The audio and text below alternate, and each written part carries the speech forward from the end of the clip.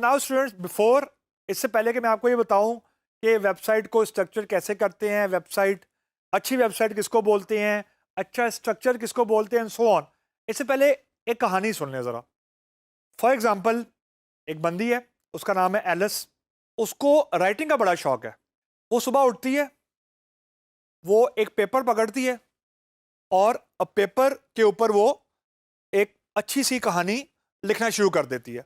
और उसकी ये रूटीन है कि वो रोज़ाना एक पेज स्टोरी का लिखती है और उसके पास एक टाइपराइटर है जिस पे वो स्टोरी लिखती है एक पेज की, और एक पेज लिखने के बाद वो पेज अपने टेबल के ऊपर रख देती है। और ये उसकी रूटीन डेली की है।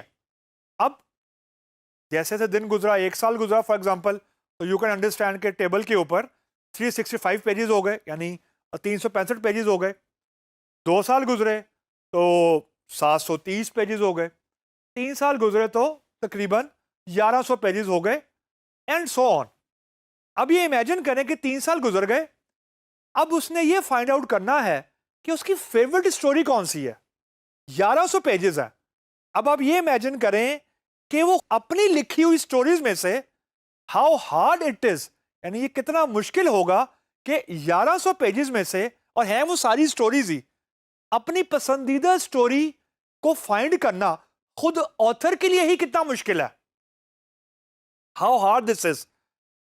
अब अगर इसको मैं आगे जाके डायरेक्टली मैप करूं वेबसाइट के स्ट्रक्चर पे, तो आप ये सोचें कि आपकी जो वेबसाइट है उसके अंदर कंटेंट है, उसके अंदर डिफरेंट पोस्ट है, and so on.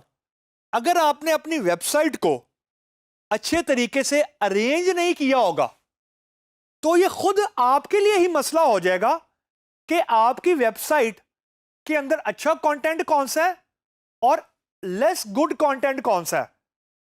Because at the end of the day आपने ये बात गूगल को बतानी है कि आपकी जो वेबसाइट है उसके अंदर कंटेंट कैसे स्ट्रक्चर हुआ है। अगर आप खुद लॉस्ट हो गए हैं, खुद ही गुम गए हैं अपनी उस कंटेंट को फाइंड आउट करने के लिए जो आपके ख्याल में सबसे बेहतर लिखा हुआ है, तो how you can tell Google, मतलब at the end of the day Google भी लॉस्ट हो जाएगा अगर डाटा बहुत क्लटर्ड होगा, यानी बहुत बिखरा हुआ डाटा होगा जो कि ऑर्गेनाइज नहीं हुआ होगा। तो ट्राई टू इमेजिन के, मतलब ये चीज आपको डायरेक्टली एक पॉइंट पे लेके आती है कि जो कंटेंट आपकी वेबसाइट में पुराना हो चुका है, उस वेबसाइट के कंटेंट को जो कि पुराना है उसको आप ग्रेजुअली या तो रिमूव करते जाएं या उसको रीऑर्गेनाइज करते जाएं। मतलब अगर मैं अब वेबसाइट पे आ जाऊं, कुछ ऐसे वेबसाइट के अंदर वेब पेजेस हैं जिनका कंटेंट पुराना हो गया है। अब हमने उन वेब पेजेस को रिमूव करना है, लेकिन हमें यह पता है कि हो सकता है कि उन वेब पेजेस को जिनको हम डिलीट करने जा रहे हैं उनको कोई और वेब पेज रेफर कर रहे हो। एंड वी नो कि लिंकिंग जो वेब पेजेस की है वो कितनी इंपॉर्टेंट है। तो इसका हल ये होता है कि डिलीट करने से पहले आप उस वेब पेज को जो कि डिलीट करने जा रहे हैं किसी और वेब पेज की तरफ पॉइंट कर दें, ताकि अगर मेरी वेबसाइट आपकी वेबसाइट के उस वेब पेज को रेफर कर रही है जो आप डिलीट करने जा रहे हैं तो मुझे एरर ना आए, मैं आप ही की वेबसाइट के किसी और वेब पेज की तरफ रेफर हो जाऊं। मतलब ओल्ड कंटेंट को रिमूव करें और कंटेंट को अपडेट करते रहें। इवैल्यूएट योर कैटेगरीज, मतलब आप ये समझें कि जो अभी हमने एलिस की स्टोरीज देखी हैं, it would have been very nice अगर लेट्स सपोज वो स्टोरी तो लिख रही थी लेकिन साथ उसको कैटेगराइज भी कर देती कि ये फॉर एग्जांपल ह्यूमरस है, मज़ाहिया स्टोरीज की एक कैटेगरी बना देती, उसकी उससे रिलेटेड सारी स्टोरीज आ जाती। फॉर एग्जांपल हॉरर से रिलेटेड सारी स्टोरीज आ जाती, लेट्स सपोज स्पोर्ट्स से रिलेटेड सारी स्टोरीज आ जाती। तो उसके लिए फाइंड आउट करना बड़ा आसान होता कि वो किस, यानी उसकी फेवरेट स्टोरी की कैटेगरी क्या है। तो आपको जो कैटेगरीज हैं, ऐसा नहीं होना चाहिए कि आपकी एक कैटेगरी में बहुत ज्यादा कंटेंट हो और दूसरी कैटेगरीज में बहुत कम कंटेंट हो। अमूमन एक कैटेगरी में डबल नंबर ऑफ कंटेंट हो सकता है किसी दूसरी कैटेगरी के, मोर देन डबल है, then you need to optimise. And the last point is कि जो आपकी इंटरनल लिंकिंग है, जो वेब पेज की इंटरनल लिंकिंग है, वो आपकी बहुत ऑप्टिमाइज होनी चाहिए।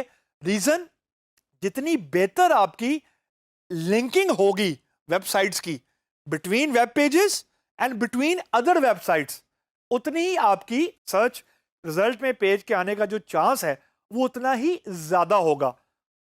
अब मैं अगर पूरी डिस्कशन को रैप अप करूं तो it is just concluding at one point कि organise your content very nicely. ना एक कैटेगरी में बहुत ज्यादा कंटेंट रख दें, ना ऐसी वेबसाइट बना दे जो किसी अपनी ही वेबसाइट के दूसरे पेजेस को रेफर नहीं कर रही, और ना ही ऐसी वेबसाइट हो जिसमें कंटेंट ऑब्सोलीट हो। Reason, just refer to my previous discussion कि जो सर्च इंजन के अंदर जो क्रॉलर था वो कंटिन्यूस से आपके वेब पेज के कंटेंट को या वेबसाइट के कंटेंट को वो क्रॉल कर रहा है। द मोमेंट उसको लगा कि आपकी जो कंटेंट है वो ऑब्सोलीट हो गया, लोग उसको रेफर नहीं कर रहे या और वेबसाइट आपके कंटेंट को रेफर नहीं कर रही, तो it will have a negative impact on your SEO, and this is not considered to be a very good SEO practice. अगर आपने इसके अलावा और स्टडी करना है, क्यों हम सिर्फ एक ओवरव्यू कर रहे हैं, तो एक और रेफरेंस है https://y-oast.com/y-use-yoast-internal-linking। इस अगर यूआरएल पे जाएंगे तो उस पर और बहुत ज़्यादा मटेरियल पड़ा हुआ है रिगार्डिंग द सेम कंटेंट जो हमने अभी यहाँ पर डिस्कस किया है। इससे आपको और लोगों के भी रेफरल यहाँ पे मिल जाते हैं।